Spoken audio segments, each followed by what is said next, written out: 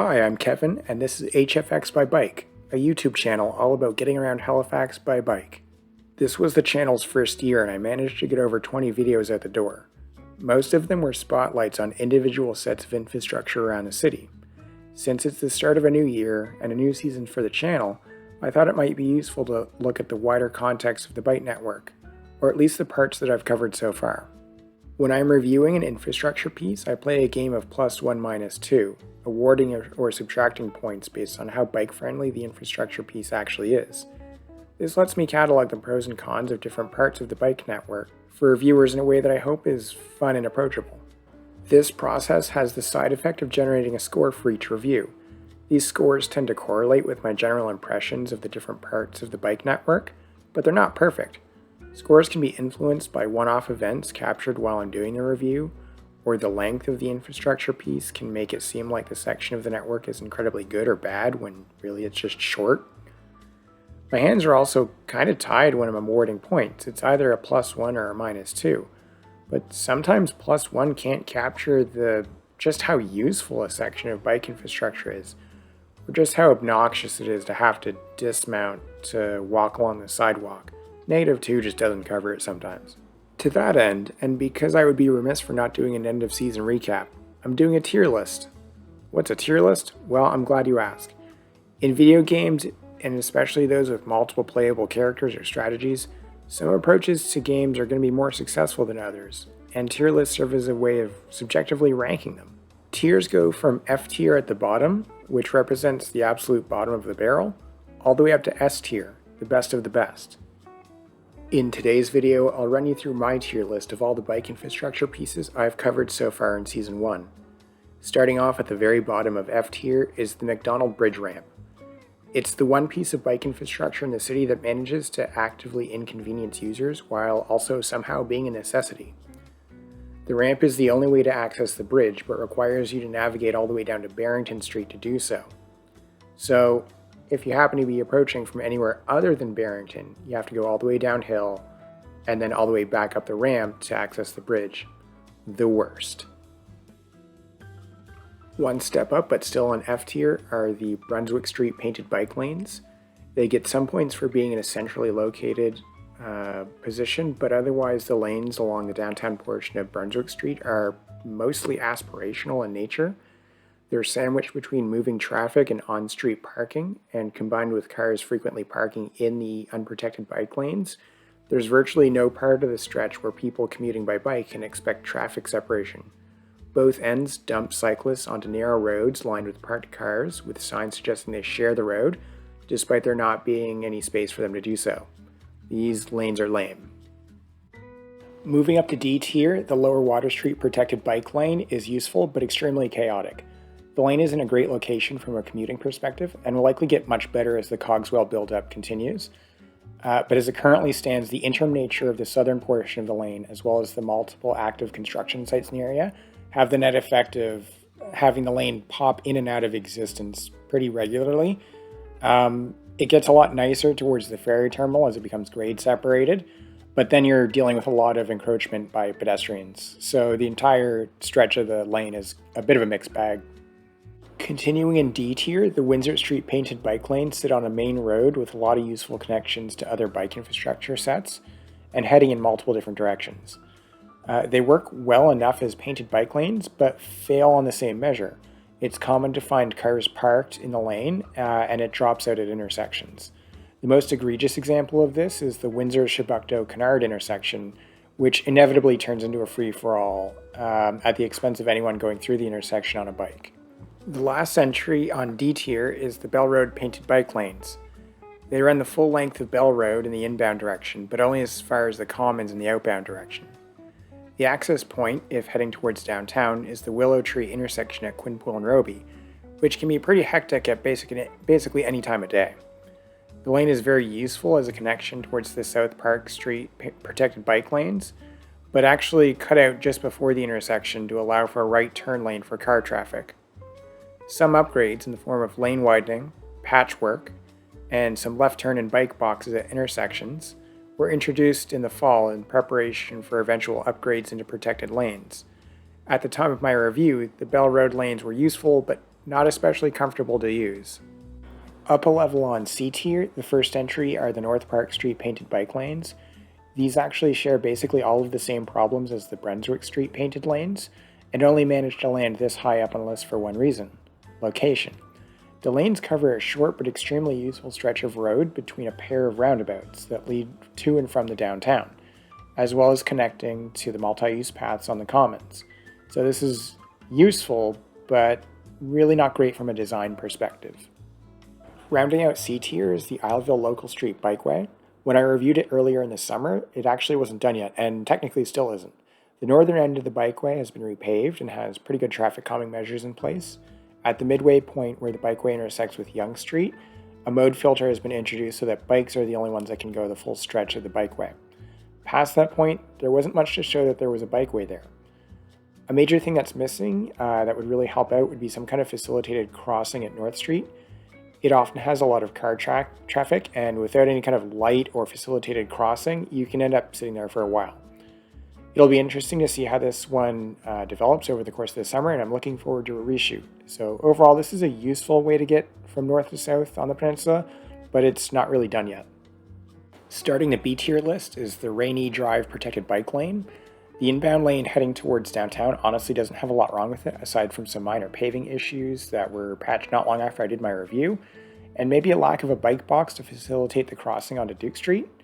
On its own, the inbound lane is probably A tier. Where it loses basically all of its points is the outbound lane.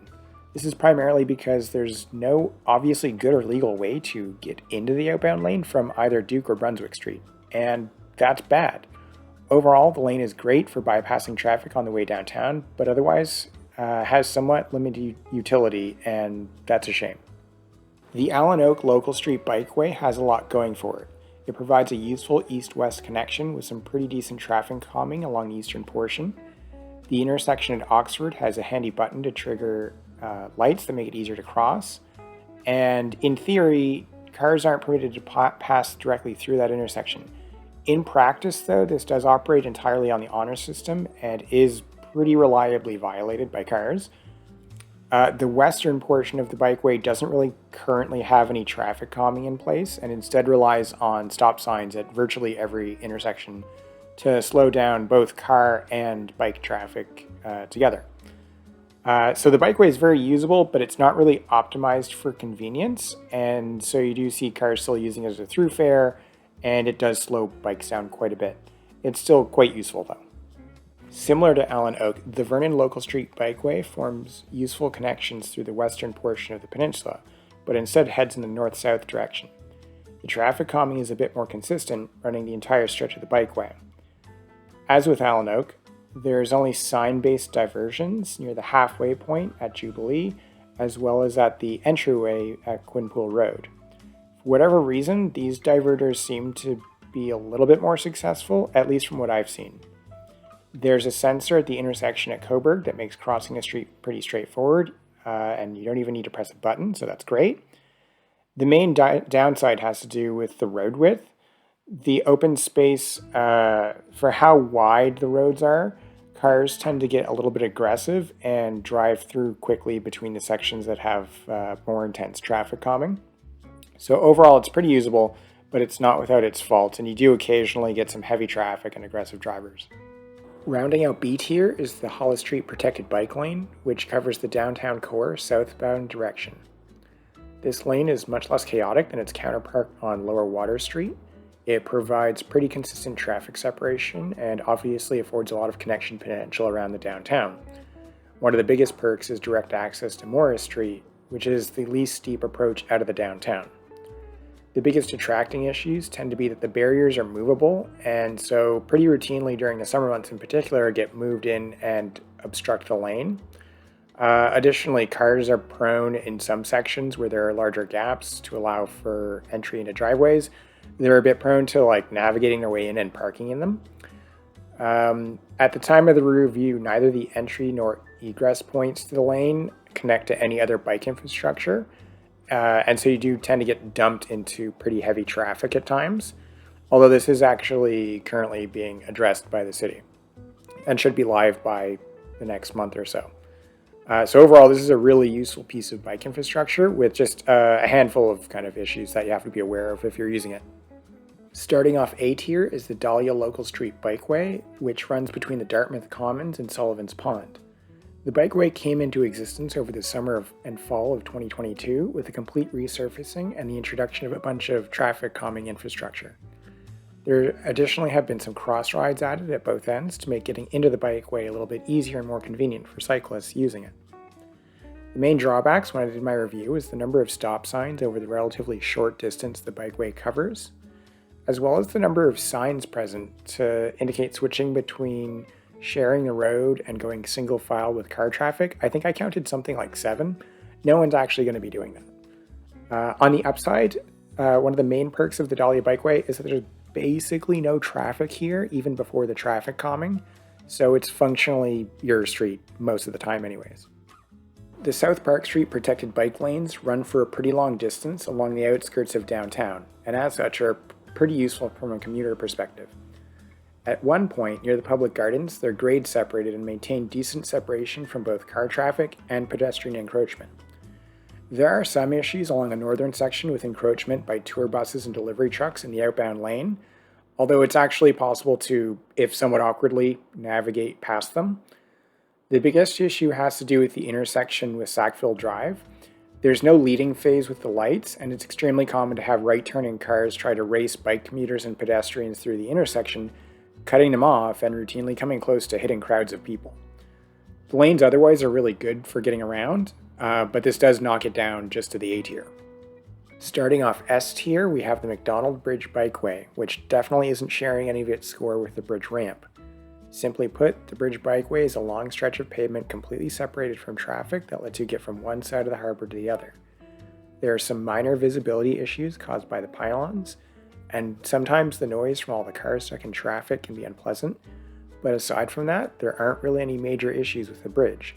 It's super useful, and there's no real downside.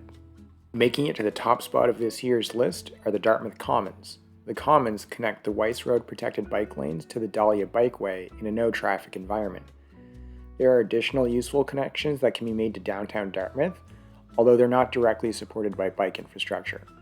The paths in the Commons can be a little narrow when both bike and pedestrian traffic are at their highest in the summer months, but for now this represents probably the least stressful, most useful stretches of bikeable space in the city. Definitely worthwhile and really great. Here's what the list looks like in map form. In general, I guess I tend to rank parts of the network based on a combination of how separated I am from traffic and how useful the area happens to me for getting around. So painted lanes tend to score pretty low because of poor traffic separation, while off-road paths and protected lanes to varying degrees tend to rank pretty high. Local bikeways tend to land somewhere in the middle, mostly based on how much traffic tends to be on them. Dahlia made it all the way to A tier, in part because of the nice paving and traffic calming, but in large part because there's rarely any cars on it at all. Basically, the more cars I have to interact with, and the less I can predict their behavior, the lower I tend to rank an infrastructure set, which kind of makes sense. That's the list for Season 1. Do you agree with my rankings? Let me know in the comments how you would rank different parts of the city's bike infrastructure network. I just wanted to give a big thanks to everyone for watching and offering feedback on Season 1. I'm looking forward to covering new ground in the coming months and documenting improvements in the city's bike network as they happen. As always, thanks for watching, and see you next time.